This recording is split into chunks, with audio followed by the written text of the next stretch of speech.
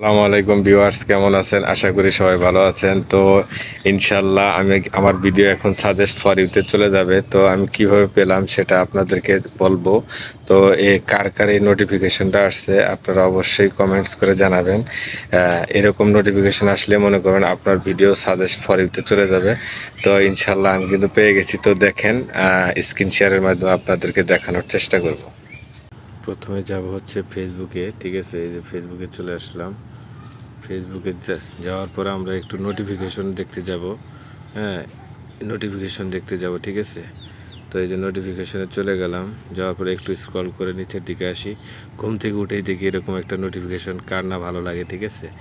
তো এরকম নোটিফিকেশন কে কে পেয়েছেন অবশ্যই একটু কমেন্টস করে জানাবেন। তো দেখুন, আস্তে আস্তে একটু দেখানোর চেষ্টা করব। একটু অপেক্ষা করেন। অনেক ম্যাচ নোটিফিকেশন আসছে, তো নিচে পড়ে গেছে। সকালে আসছিল নোটিফিকেশনটা, দেখেই ভাই মনটা ভরে গেছে, ঠিক আছে? তো ইনশাল্লাহ পেয়ে গেছি। তো এই যে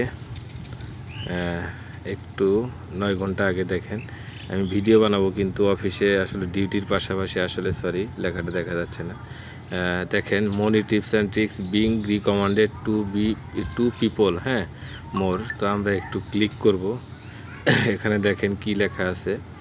এখানে লেখা আছে হলে দেখেন কি লেখা আছে, your profile has state recommendable, your profile and content are include in list that we suggested to new people, ঠিক আছে?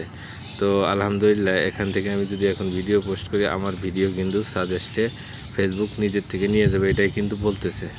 তো এরকম নোটিফিকেশন যে যে পেয়েছেন অবশ্যই কমেন্টস করে জানাবেন।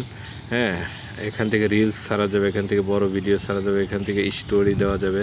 তো বেশি বেশি পিপলের কাছে আপনার এই ভিডিওটা পৌঁছে যাবে। আশা করি বুঝতে পেরেছেন। ভিডিওটি ভালো লাগলে অবশ্যই লাইক কমেন্টস করে পাশে থাকবেন।